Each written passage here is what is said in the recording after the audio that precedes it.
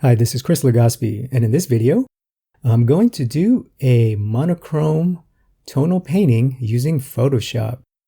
So this will be a digital painting lesson, digital painting and color lesson, and we're going to use Photoshop.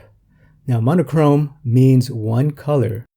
So in this lesson, I'm going to show you how to take one color and make a full tonal palette using Photoshop. But the software really doesn't matter. The medium really doesn't matter. You can still apply these techniques to oil paint, acrylic, gouache, watercolor even, or any digital painting software you like, Procreate.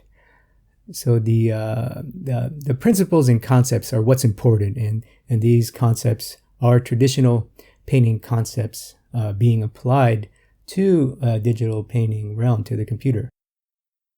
And today our subject will be a plaster cast of a Homer, and this reference comes from drawthis.com. So the good folks at drawthis.com have some wonderful reference images that I really enjoy, and if you want to follow along, you can download this image for free. Just keep in mind that the image I'll be using has been flipped horizontally. Okay, so we're going to begin the lesson first by reviewing some of the concepts of value. This will be a tonal painting, so it's going to be more of a value-based approach. So I'm going to review some principles and concepts about value and observation. And then I'm going to show you how to mix a tonal palette using blue. I'm going to use a cool color for this demonstration. And I'm going to show you the correct way to mix a palette. And then I'm going to show you a nice how to apply those colors to a digital painting using Photoshop. If you're ready to get started, let's begin. Right, before we begin painting, I wanted to quickly review the fundamental concepts of value. Now, this lesson we're going to be using a cool color. We're going to be using a blue. This is a continuation of a series on color. In the previous lesson, I talked about how to do this process using a warm color. So now I want to talk about a cool color. And this is pretty much the exact same process, the exact same thinking, the exact same fundamentals, except it's applied to a cool color and to a digital medium, in this case Photoshop. So the first thing that I want to review, and this is probably the most important concept, is that to correctly paint, you have to correctly see. And what painters paint are actually shapes. And painters paint shapes, and painters specifically paint value shapes. That's the goal in painting, is really to translate shapes of value, okay? So painters paint value shapes. Now, in order to paint the value shapes, we have to learn how to see the value shapes. And that's what I want to talk about now, is what I call value observation, how to correctly observe values. Now, I have a very in-depth article on this and video lesson as well. And you can find that on this channel and on my website as well. Right now, I'm just going to quickly go over the basics of the concepts. So let's take a look at our subject here. So the first thing is, once we have our subject, we want to take a moment to take a look at it and see what values we have, what we have to work with. In this case, we have a plaster cast which has a wonderful, strong spotlight. It's also known as academic lighting, spotlighting, because it's one light, single source lighting, one light source. So it produces a beautiful light and shadow pattern. And because this plaster cast is just a simple, plain white object, produces very clear shadows and a very clear border. So that's very important when you're picking reference or when you're lighting your own subjects, to have really good lighting, because the goal is to have clear shadows and a clear border, more specifically. So we have a wonderful reference image here today.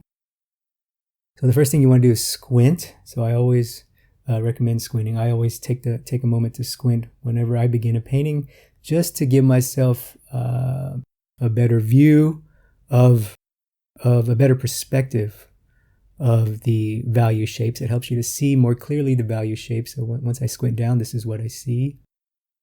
And then this image over here is the value shapes that I see now. This little diagram I made in Photoshop, sort of a couple filters I put on there, but this is pretty much exactly what I see in my mind whenever I look at a subject and when I'm looking at this subject. And this is what we want to translate. These are the value shapes, and specifically, they've been simplified in this case to only 3 values. So that's really the goal of squinting, is to simplify what we see, and then the goal of a value observation is to simplify the values that are there. Obviously, there's more than 3, but we want to learn to group. So that's a whole other lesson that, again, I talk about in value observation and other value observation lessons and things. But for this painting, for this study that we're going to do, this tonal painting, these are the value shapes that I see. These are the value shapes that I'm going to now translate into paint, into digital paint in this case. Okay, so we're going to start the demo. And there's about 50 ways to do one or the same action in Photoshop. So I don't want to focus too much on the actual technique, the Photoshop technique. This demo is going to be more about the color, using the color correctly, painting principles. So the way I do it, the technique I'm going to use is not the only way, it's just a way. So first I'm going to start here with the drawing here, and once you have your drawing, I'm just going to fill the background with a tone. Just fill it with a gray tone here. In this case, I'm going to use a little middle tone, and then I'm going to add some variation using a custom brush, just to give it a little bit of gradation and flavor, so it's not totally flat and white. That's all I'm doing here. So the step's not even really necessary. It's just something that I like to do.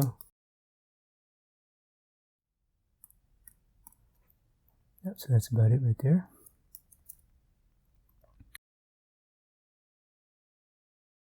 Okay, now that I have some tone to work with, I'm actually going to pick the color now. Make decide on the color we're going to use. It's going to be a blue. And again, there's like 150 ways to do this exact operation. So I'm just going to use one method, which is the adjustment slider. So I'm going to call up hue saturation. So let me bring up adjustment slider, color pick, oops, lock that in. All right, so that's what this guy is. And just click colorize, and there you go. Well, the flat's still there. So what I'm just going to do is slide the hue. I click colorize and just slide the hue to a nice blue that I like, which is really, I'm just judging by what I think would look good, and kind of get close to an idea that I had in mind for this little color study. Yeah, that's about right. So this is sort of a reddish blue, and this is good because to the left, well, to the left of any blue is green. To the right is purple and red. You see that here? Imagine this was a color wheel. So this is good. It gives us some room to work on the left and some room to work on the right in terms of the temperature. So that's a big part of being a good colorist, is understanding temperature. And okay, so I like this blue, so we don't need that. So now what I'm going to do, I'm going to go ahead and drop it in there.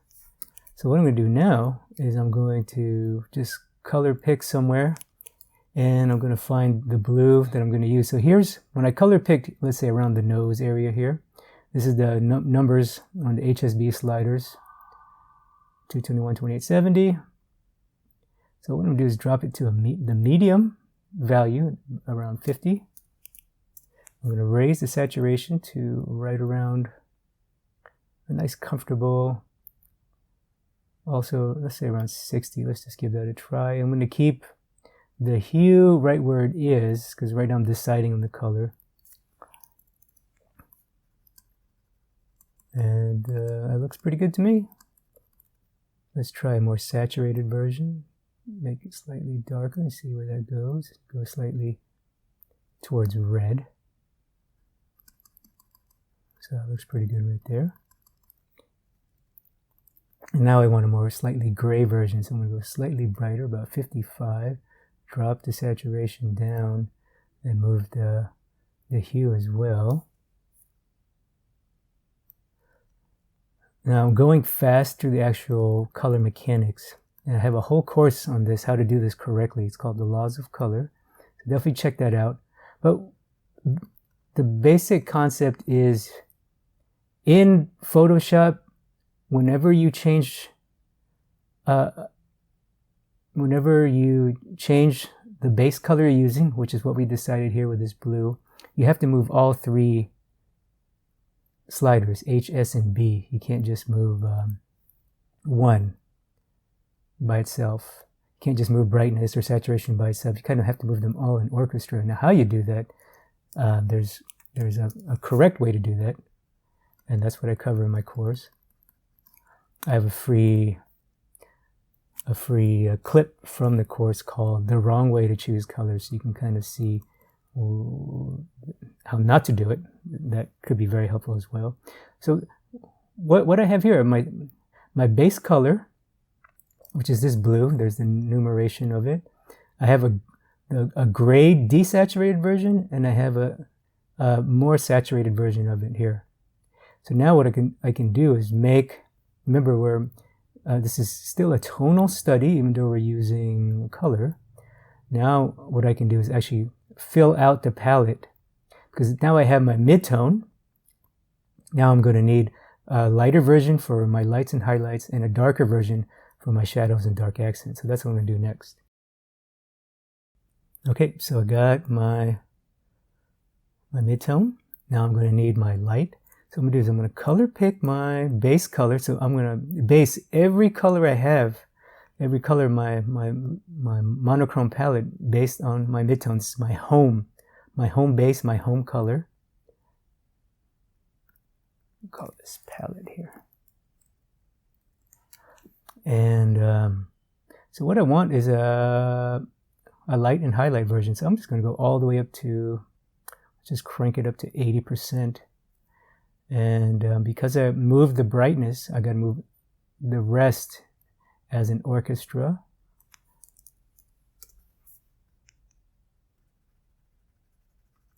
Okay, so that's still a little, I know you can't see it value-wise because it's close to value as the background it's on. You have to trust me on this one. Okay, there, so that feels good. So that's close to a highlight. Let me adjust the background so you can see what I just did. There it is. So now you can see it a little better. That's my highlight, my light and highlight. Now if I want a highlight, a super highlight version, I'm going to bring the brightness all the way up to about 95. And again, move the slider over. So this is my light, highlight. Okay. Now I'm going to do the reverse. And I want it dark, so I'm going to go pretty dark, so maybe drop it to about 15% brightness. Or let's see, 20% brightness. And I'm going to raise the saturation as well. And then let's see, move this slider as well towards red. Remember we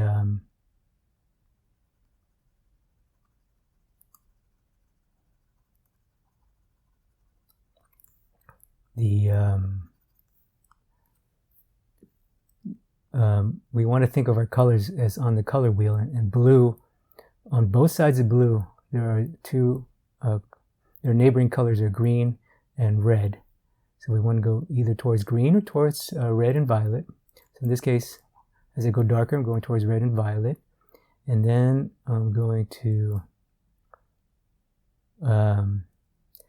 make a dark accent, which is about a 5. really crank that saturation up. Now it really doesn't matter the saturation at this point because that's my dark accent. That's my dark and shadow. This is my dark accent. Okay, so that's pretty much the full range of palette. Now if I want to render, what I'm going to do is I'm going to take my brush here. I'll show you my options. I normally hide this window here. So I'll have my opacity set to, I don't know if you can see that here. My options here, I have my opacity set to 100. And this brush has a transfer control on it. Has a transfer control, so it has opacity jitter. Again, that's more Photoshop technique. Don't want to get too deep into that. So I'm going to do is drop my opacity to 40. And now, if I want to render, if I go in between midtone and light, now I can just treat it like a real painting almost. And then kind of see what I did there? Because my opacity is lowered, I'm going to have a color that meets in between. There it is, right there. Right there, and I have a range too. So now I have a nice color in between that I could use to render. Just because I lowered my opacity. And this is a nice color here. Really nice color. So these are the numerics right here. And I'm going to move this over temperature wise as well. So I like that. And then do the same thing going towards the dark. I just color pick here, brush down towards the dark, color pick at the dark, brush up. And then it meets somewhere in between. I'm going to call this 35, 45, and let's see, 220.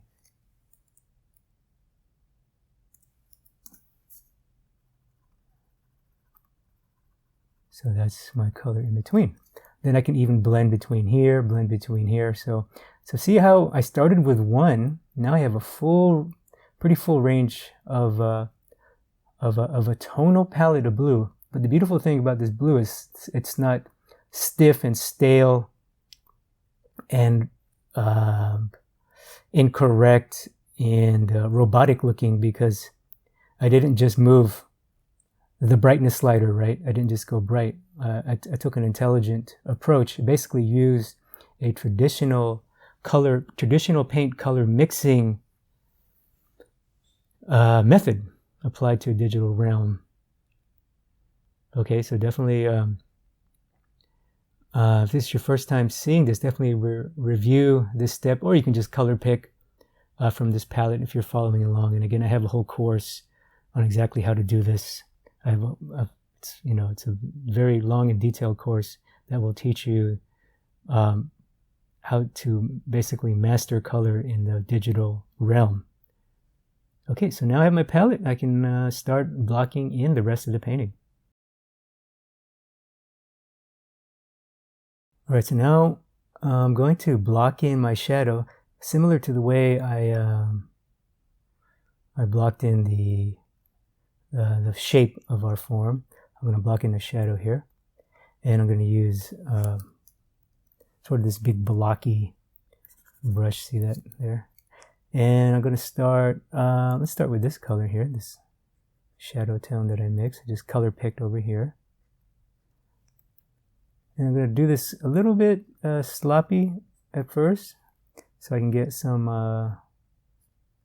little happy accidents, and then I'm going to tighten it up using a more tighter brush, a smaller brush. It's typically the way I like to work, and I always encourage working this way too, because you get a lot of nice tones and things, little accidental half tones, happy accidents, and again, philosophically it's correct, because we're working from big to small, big shapes to small shapes. You know, we want to get the detail first.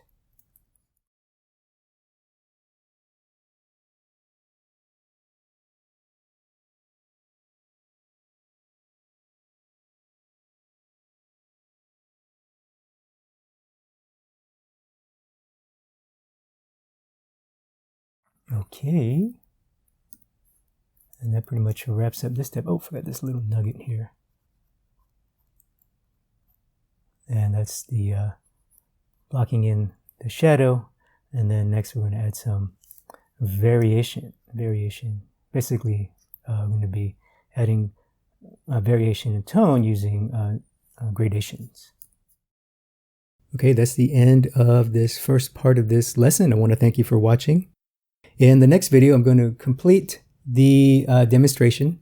So I'm going to go through the entire process of how to apply our color palette. Now that I have a color palette, a tonal palette, I'm going to show you how to apply those to the different value shapes that I see, and also talk about a little bit about rendering and some technique. And it's a nice, it's more than 20 minutes long video demonstration. So you definitely want to check out part 2. And to watch part 2, all you have to do is go to my website and sign up for my free newsletter. Newsletter subscribers will get access to exclusive content. So you'll get to see part 2 of this lesson. You'll get to read the text version and see the process images to help you learn and review the material. And you'll also get access to other content that I only release to subscribers. My email subscribers get all the good stuff first, and you get free updates on courses and workshops and seminars as well. All you have to do is go to www.drawwithchris.com, and there you can enter your email and you'll be good to go.